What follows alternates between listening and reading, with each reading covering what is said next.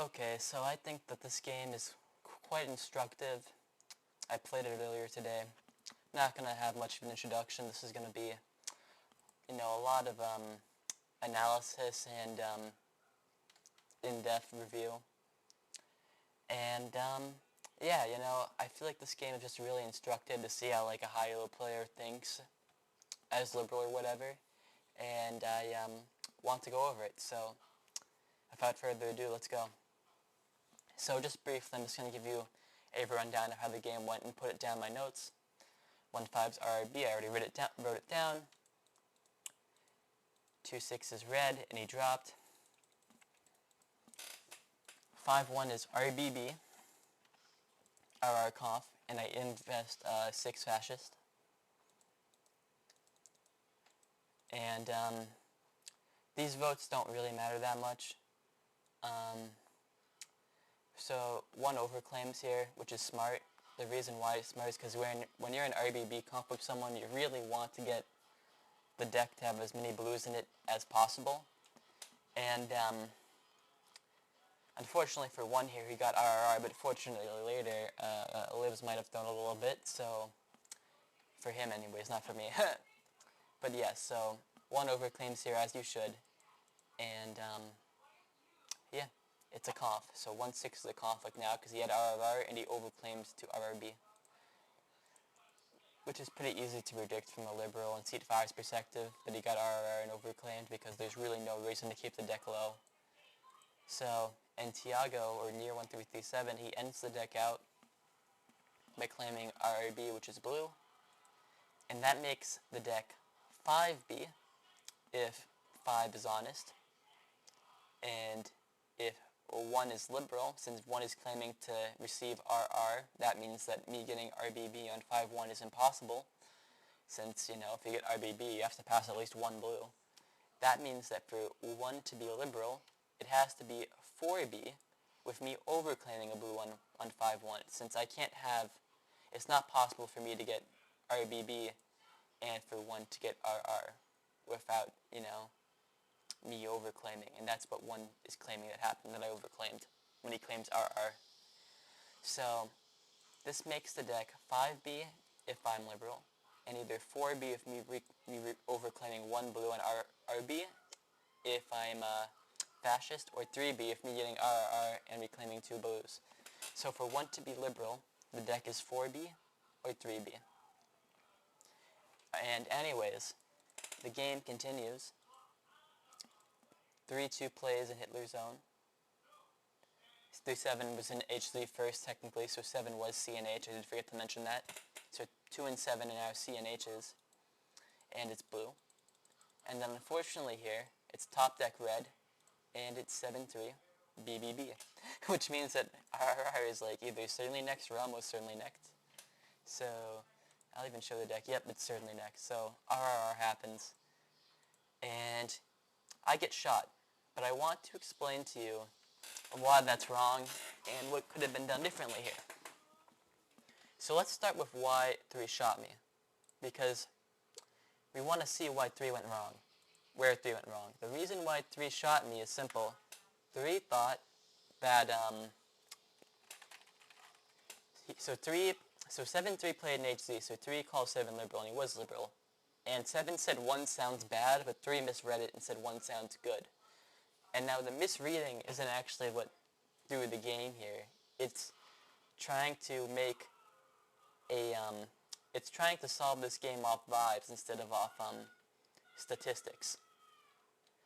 And yeah, Near even says that that he thought that Squatch just said that 1 sounded good. So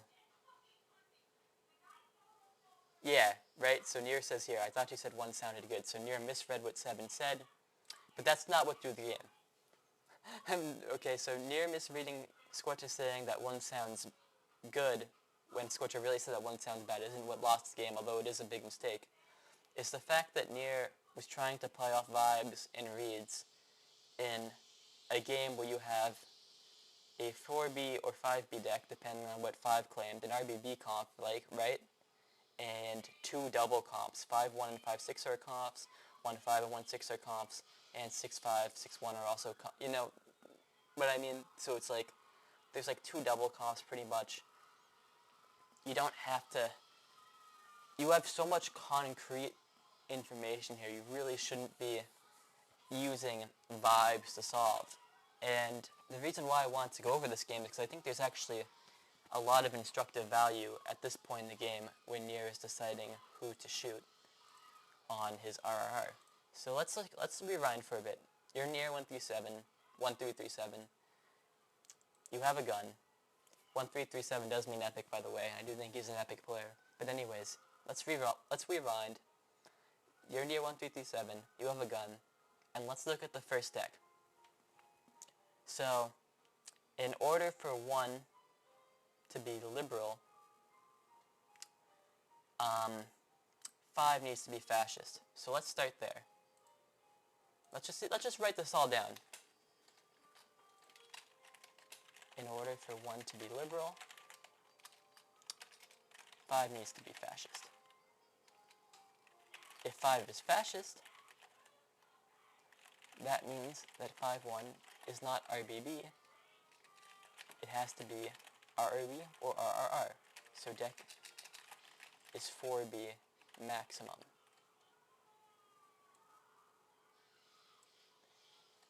So deck is 4B or 3B.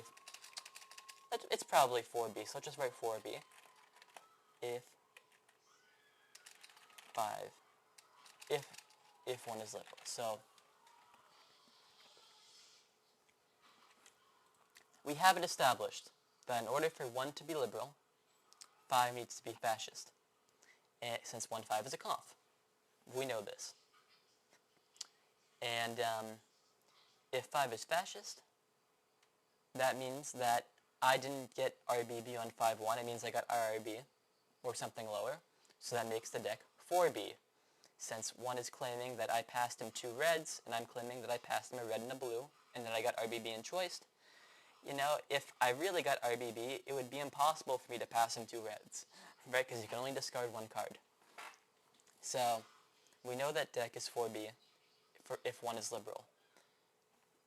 Natural 4B decks happen 10% of the time. And 10% is such a small percentage that, like, you really shouldn't override this unless you're very confident.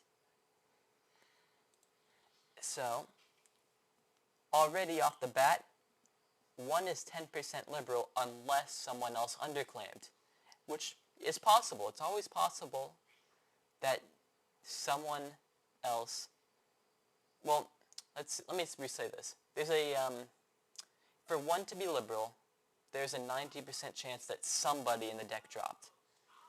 So let's write this. That's a better way.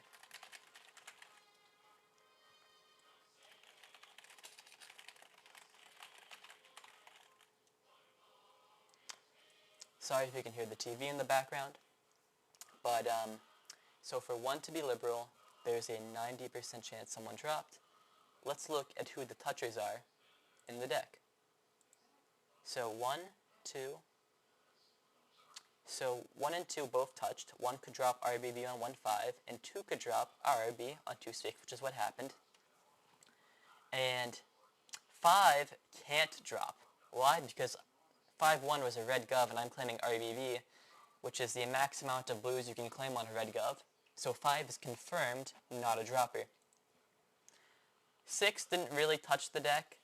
I mean, he could DD on 2-6 or on 1-6 technically, but since we're really just looking for 1 drop here, for all intents and purposes, if you think 2-6 or 1-6 can be a DD, you would just shoot 1 or 2. So, for all intents and purposes, 6 is not a toucher either.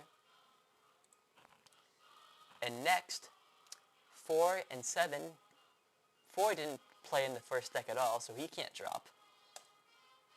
And 7 was a blue Chancellor in the first deck. He played a blue as a Chancellor, and only blue presidents, red presidents, and red Chancellors like double dropping or comp. Yeah, red Chancellors double okay. So blue Chancellors can't drop. Okay, if you play a blue in RB, you can't drop if you're the Chancellor. You guys know this stuff.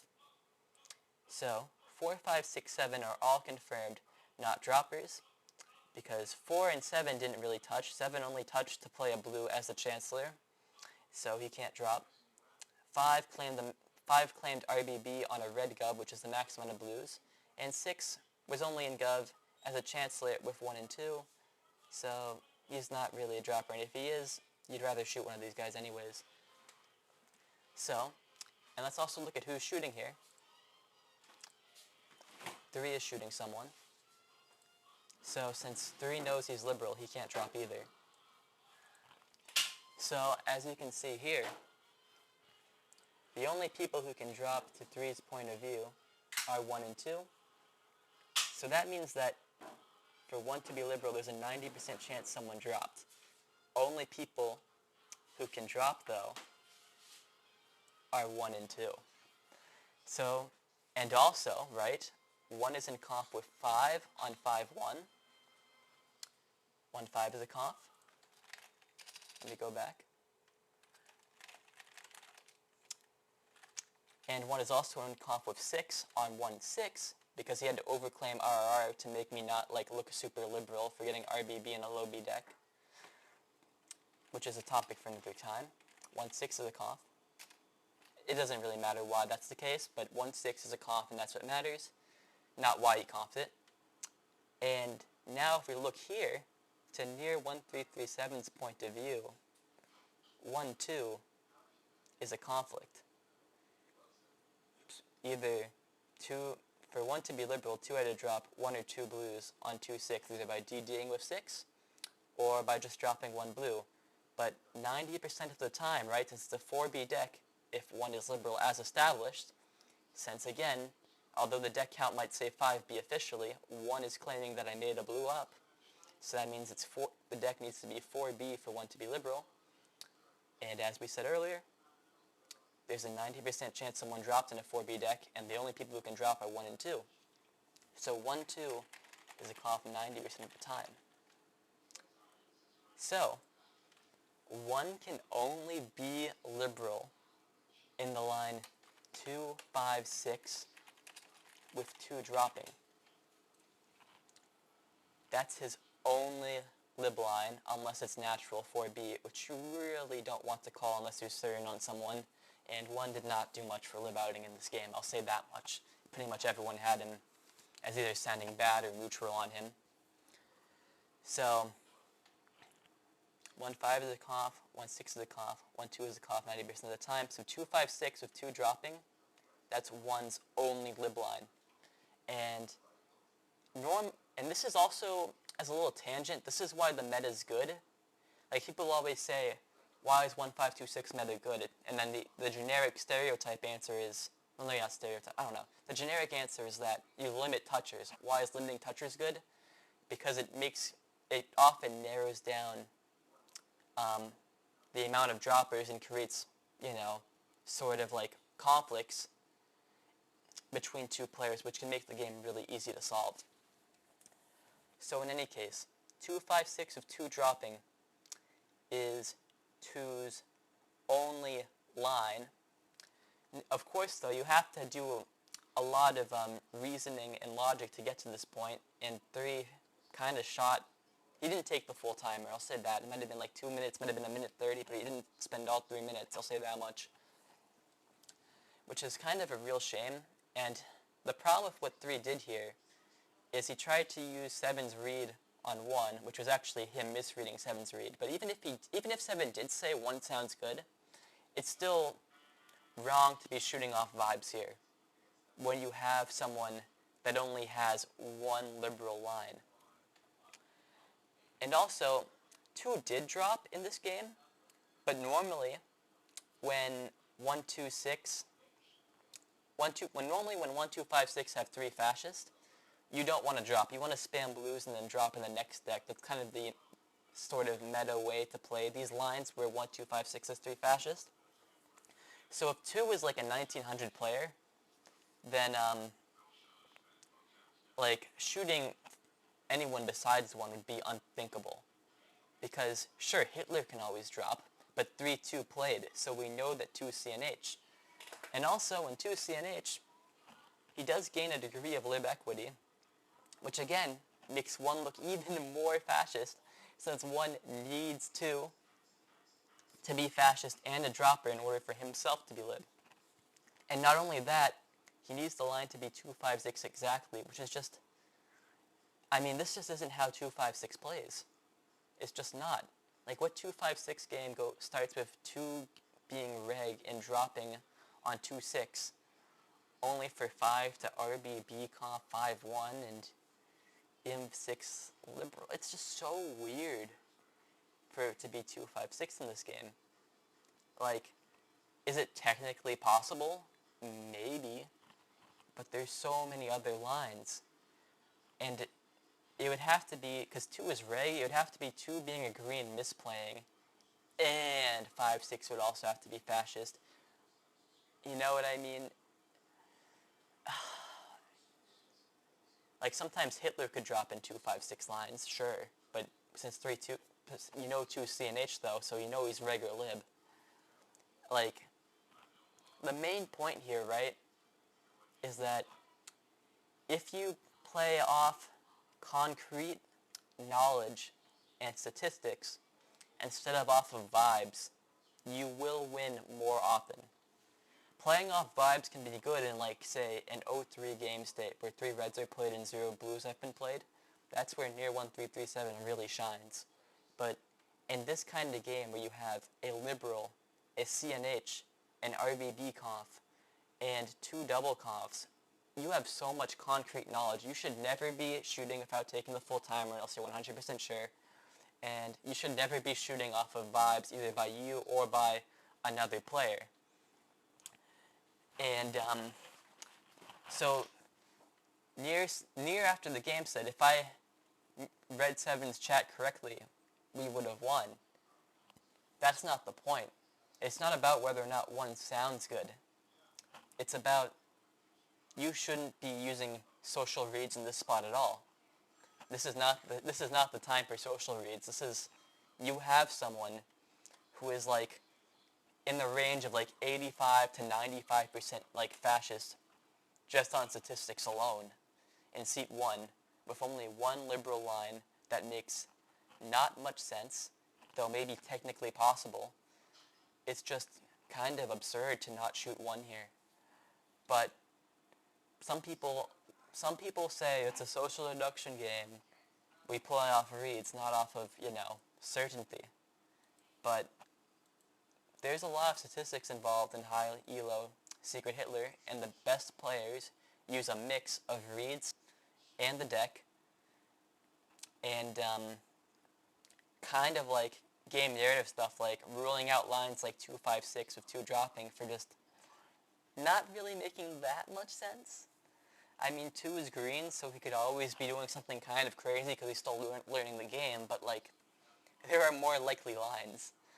And many lines with 2 dropping in 2-6 involve 1 being fascist anyways. So it's like, even if 2's throwing, 1 can still be fascist. But it's like, this is why, it's just like, I don't know. There are players who believe you should only use the deck to solve, or that you should only use reads to solve. Really, you should use a combination of both. Reads, votes, who people pick as chancellor, and the deck. All of those sources of information can give you something, and you should use all of them. And it's been pretty much proven at this point that players who use a combination of everything will normally play better.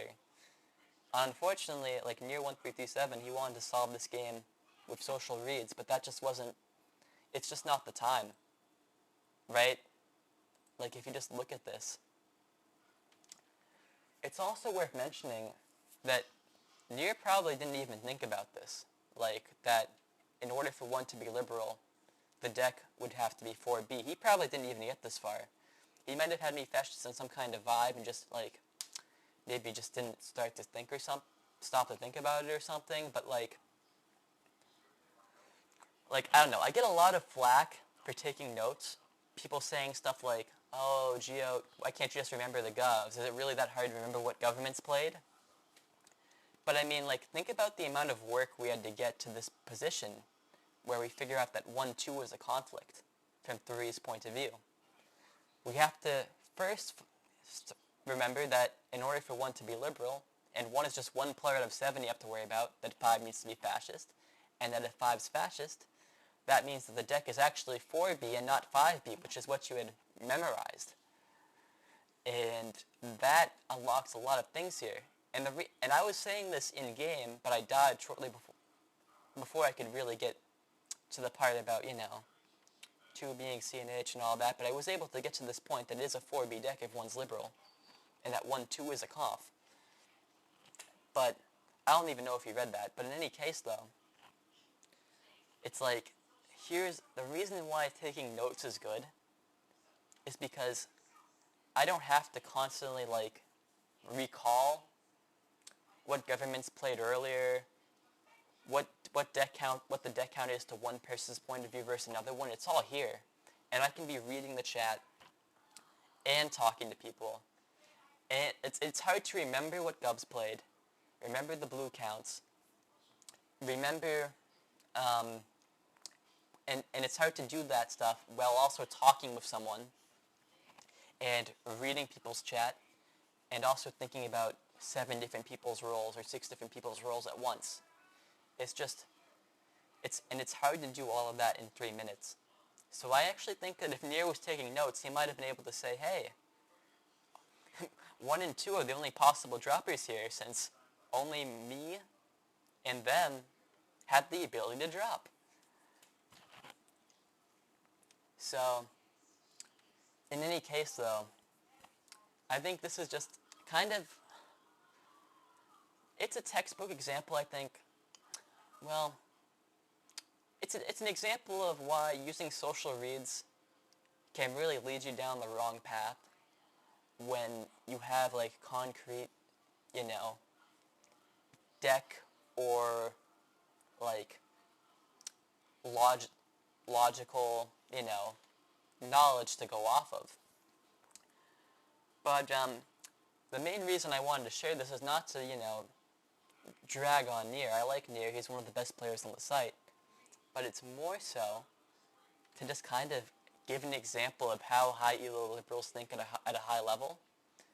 Because I have a feeling a lot of players don't really understand this or get to this kind of line of thinking where you narrow down all the people who touch the deck, cross them out, and look at the amount of blues that have been played in the deck, look at the percentages, right? Because, I don't know, I just think this is an instructive example and I wanted to share it. So, in any case, I hope you liked the video. I hope you learned something about it. There is, this kind of, like, reasoning, it took me a while to learn, and I just thought that I would share it because it's like, you don't really, like, get a chance to, like, really talk about this kind of, like, deck logic that's so important very often. And also, it's not just the deck logic, it's also taking what the facts give you and seeing if it makes sense. Because you can still say, hey, if I like 1 on reads, is it possible that 2 dropped? And then, since 1 is in conf of 5 and 6, you could say, is 2, 5, 6 possible? And now, even if you liked 1's chat, let's say if 2 is like a high elo player like, I don't know, like J-Grasp or something. And you know that J-Grasp likes to play fascist lines in the standard typical way, which is spam blues when there's 3 fascists in 1, 2, 5, 6, or 1, 5, 2, 6. You'd be able to kind of rule this out and say, wait a minute, 2 is CNH, he's not dropping on 2, 5. So you could even cross him out. Now 2 is green, but if he wasn't green, this is kind of to get into hypotheticals a bit, you could almost narrow down 1 as a confirmed dropper if 2 was, say, a good player once 2 becomes CNH. Because in 2, 5, 6 lines, dropping as reg doesn't make a lot of sense. So you'd have to be green and experimenting with the game to really, drop on 2-6, which, so it's just kind of interesting, right? You could, if 2 was a good player, and you could use the deck to rule out 3, 4, 5, 6, 7 as droppers, and then you could use player knowledge and looking at how the line would, and thinking about how this line would play in the context of the game to rule it out, and then shoot 1, since he would be basically a confirmed dropper 90% of the time unless it was natural 4B, which is very, very interesting stuff. So I think there's a lot of insights here into how high elo players think, and I wanted to share it with you guys. I hope you enjoyed. Have a great night.